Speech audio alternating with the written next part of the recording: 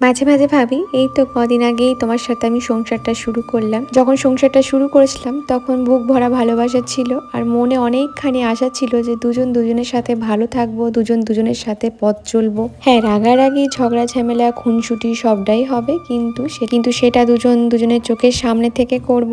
আর হ্যাঁ, অল্প পরিমাণে করব যাতে সেটা মিটিয়ে ফেলি।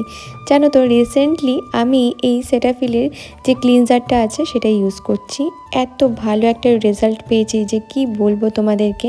তোমরা খুব ভালো করে জানো আমি কিন্তু ফেস বলো বা বডি বলো খুব একটা প্রোডাক্ট ইউজ করি না, আর যেগুলো ইউজ করি খুবই ভালো কিছু না হলে তোমাদেরকে বলি না।